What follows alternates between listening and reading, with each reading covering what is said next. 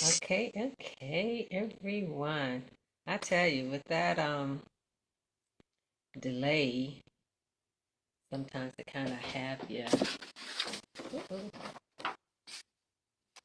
yeah, I am here, y'all, and I just realized I didn't do my 1, 2, 3 chat. But that's all right. I'm here now, right? All right, and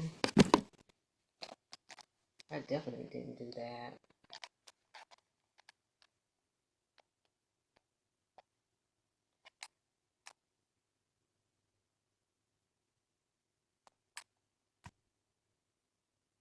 I'm assuming it's off. I sure hope so.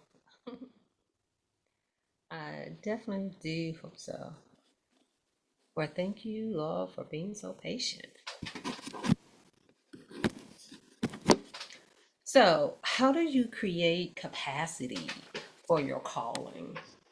And when you create capacity for your calling, it helps you to have clarity, confidence, and all the things that you need, so that you can move within the world. But y'all, I tell you, I'm going to say this is that there's certain words I don't like to use. However, it's important to acknowledge where you are. As they say, you cannot solve a problem, you cannot resolve anything if you do not acknowledge that there's a problem, that something needs to be resolved. So, in saying that, as a purpose driven woman, how do you create capacity for your calling? Because if you do not create capacity for your calling, your well will run dry. Your well will run dry. And you like, Sharon, how is my well is going to run dry if I have a calling? Because of the fact, if you keep giving from an empty cup, or if you are not digging your well to make sure that you are replacing it with nutrients and energy, your well will run dry. So get this. Now, let's say someone wants a cup of water. And this right here is chocolate. Because I don't drink coffee. That's chocolate milk right there. So, there's nothing wrong with giving someone a cup of water. There is nothing wrong. It's like, hey, I got a cup of water. Yes, let me give my water out. Because why? If you are blessed, you be a blessing to others. Be a blessing to others. But you give yourself a cup of water. I mean, you give yourself that too. Someone asks you for a cup of water. You just like, hey, I have plenty of water. So you give the person a cup of water. Then that person circle back around and asks for another cup of water. You're like, oh yeah, I've got plenty of water here. But you're busy giving out your water, but are you pouring it back into yourself? Are you making sure that your well has enough water? Because sometimes there are certain things you got to do. It's like when it comes to the garden, it's like, yeah, you can sow the seed, but are you cultivating it so that it will produce? Then the person come around again and ask you for another cup of water. And you're like, wait a minute now. But let's say that in between, between the second cup and the third cup, you you might have noticed that your well is running dry. You're like, okay, I need to kind of just wet my well. So you ask The person that you've given a cup of water, say, hey, can I get some water? I don't need a whole lot. I just need a lot of bit. And they're like, oh no, I don't got no water to give. You're like, wait a minute here. Wait just a minute. And I know that there are a lot of you, especially for those of us who are women, for whatever reason, we have been taught to give and give and give and give. And what's the saying? Give from your heart and do not expect anything. Yeah, when it comes to the world. And generally, I would say that is true. But I will say sometimes it may depend. I'm going to say this with emotional and physical proximity. Mm-mm. There is an expectation that if I need something, I should be able to depend on you, rely on you. So, again, be mindful and even intentional. I'm not going to say when it comes to the first cup, but when it comes to the second and the third cup that you're giving out, be careful of that because it can deplete you, and whatever depletes you, you don't have the capacity for your calling. You see where this is going? And so your well will run dry because of the fact you weren't attending to your own well. You were just giving up. Hey, hey, I got this water over here. Oh, yeah, come over here. I've been blessed. And so I want to bless others. But you're not even blessing yourself. It is not selfish. You have consideration of others. But that person who had been getting a cup of water from you, coming back around for a third time. And to be honest, they will come back as many times as you will allow them to come back and get another cup of water. But your well will run dry. Maybe it was just supposed to be for one cup, maybe two.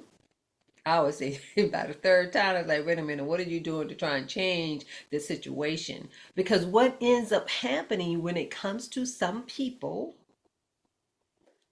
even organizations, even someone that you may collaborate with, they're keeping their resources. Oh, yeah, they get to use their resources however they want. They just may not use it with you for whatever reason that is. But this is where when you notice, like, wait a minute, you don't want to offer me any, especially if you outright request. Now, a lot of times for some of you, you may think the lesson is, oh, well, I'm going to be stingy with my resources. It's discernment. It's discernment. Once you have an experience and you're like, okay, they're just a one cup. Maybe the second cup, but definitely not for you to continue to give out your resources where there is not a return of your investment. And some people will say, oh, well, that is just so, you're supposed to give from your heart. You do give from your heart. And generally, when you're giving from your heart, I like to say that sometimes for individuals, for most of the individuals that you're giving to, they're not going to be the person that you receive. And that is okay. But what I'm talking about, when you having the same person, the same organization, the same collaboration that is coming towards you, the same partnerships that are coming towards you, but when you want to partner with them or collaborate with them, it's like, oh no. It's like, wait a minute now. And so part of that is that how do you build the capacity to have the courage to pretty much to say no. You may not take back your resources, but you can stop giving it out. Because y'all think, I'm gonna say this. Some of you think because you may have had an experience, and because you have been called to have a purpose, you have a calling, that is all that it takes. No, it is multifaceted. It is your spiritual transformation that's going to get you through. Then you put on the hat of an entrepreneur, of a business owner, of a CEO. And for a lot of you, including me, in that, like, oh, so I got to do all of this? Yes. But not only that, it is going to test you spiritually and personally. Because for those of you who are people pleasers, for those of you who do not put, I'm going to say barriers, that too, boundaries in place, your well will run dry. Your energy, and again, when we're talking about your well running dry, of course, I'm not talking, actually water, but it's your internal resources, it's external resources. You get to decide who you want to bless with. Because if anything, and I've learned this, like, oh, I don't have to help everyone. And even if someone appears to be in need, you just may not be the person to continue to help them. Because no matter where someone is in their life, everyone has the capacity to give at some level. At some level, everyone has the capacity to give. So, this for you, how do you create the capacity for your calling? It is to have the courage to say no, to have the courage to put limits. You decide of how you're going to divvy out your resources. Because the other thing is, how does it even look if you're like, okay, yes, I'm going to do this, I'm going to do that. Yeah, I can do this. But then you got to come back around like, oh, because then you want to feel good. It's like, oh, yeah, I was able to help that person. But then your well is dry. Your well can be your internal resources, you being depleted of energy, of not getting enough sleep. It can be even financial resources. Like, oops. So, what are you doing to create the capacity to have the courage to say no?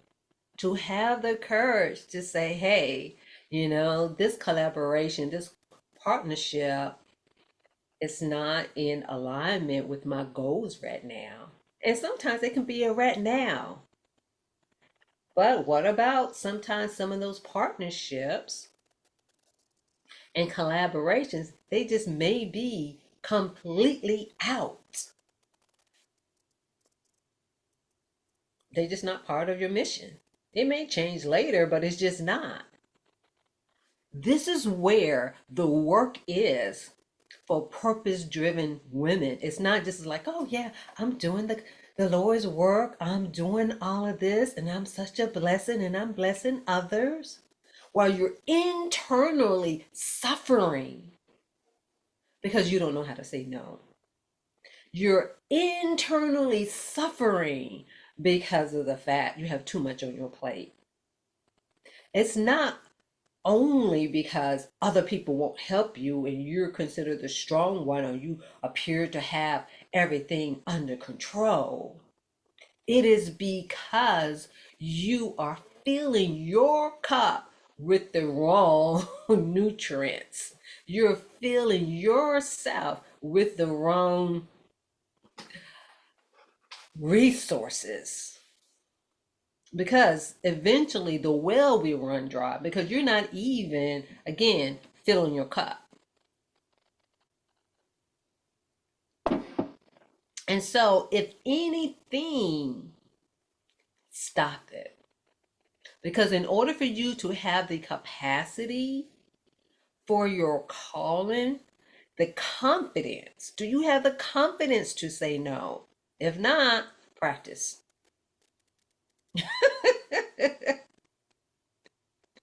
To at least acknowledge that you do not have to say yes for anything. If anything that I have learned to pause before I say yes. Let me think about it. And even if there are certain conversations I need to have, like when I used to work, I'm gonna say it's 9 to 5. It wasn't exactly 9 to 5, but when I used to work 9 to 5, and actually it was when I worked 12 hours at night. And one thing I learned is that do not, and I made a rule, it was a non-negotiable in that I would not make any major decisions, would not schedule any appointments personal. And at that time, it was just personal stuff. Definitely not the day of or the day after my my 312 shifts. Because I didn't have the capacity, period. Didn't have the energy or anything. And so make sure that you honor your own principles and your own non negotiables. That is what creating the capacity is. Stop putting so much on your plate because some of you, it may be a spiritual war because you had a belief that you got to help everybody. You would be drained. Now, you can send them in a certain direction, but it just may not be personally you. And that is okay. Because it doesn't always need to be personally you. And so when you're building the capacity, remember, it's the words that you say, the words that you are speaking. Because if you are saying you got to help everyone, then your actions are going to follow that. But if your rule is I'm resourceful for others, that creates a whole different picture. You see that? I am resourceful for others because it means that you don't have to be the person. And if you're in charge of certain things, then you can delegate that to someone else. But if anything, it alleviates you of that pressure.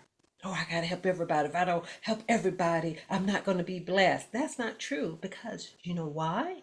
You are the greatest creation that has ever been born. So how are you not cultivating yourself? How you're not nurturing yourself? How you're not giving yourself the nutrients that you need? Because if you do not, your well will run dry. Then you're going to be depleted for the calling that is on your life.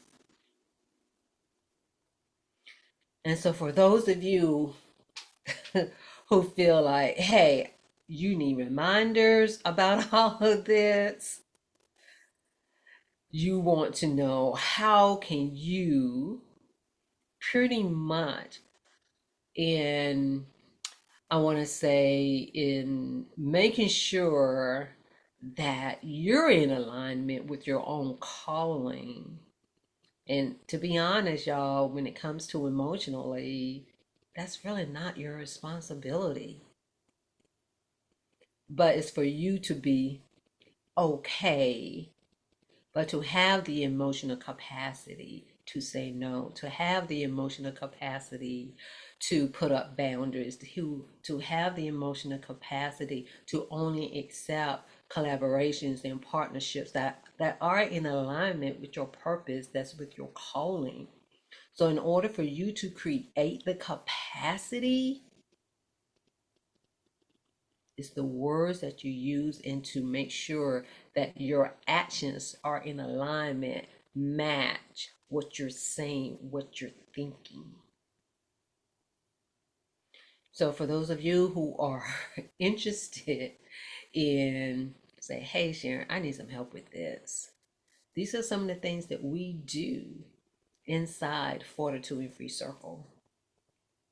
And Fortitude and Free Circle is for female entrepreneurs, purpose-driven women, those who have a calling to say, hey, that I want to build a discipline to create the capacity for your calling. You want to embrace the challenges of the things that come up in creating the capacity for your calling. And you want to sustain resilience so you can do it again and again so you won't be all drained out. So you can have the capacity for your calling. And so just comment circle so you can find out more about that. Because we can't do it alone. It's like there's a lot of things that you would do in your social sacred space, but there are things to do. When I say social, in your solo sacred space, in solitude, what you do on your own. We need both. Then there are things that you do in a social sacred space. And Fortitude and Free Circle is one of those ways of doing it. And so I do have I do have an appointment right after this, so let me wind down because I cannot be out here and saying that I am self-care this and that, and I do not allow myself space between things that I'm doing. And this is how you create that space. But anyway, I appreciate all of you who have come on live, and make sure you let me know what resonated with you. And whatever resonated with you, it may resonate with someone else. But anyway, I will see y'all next time.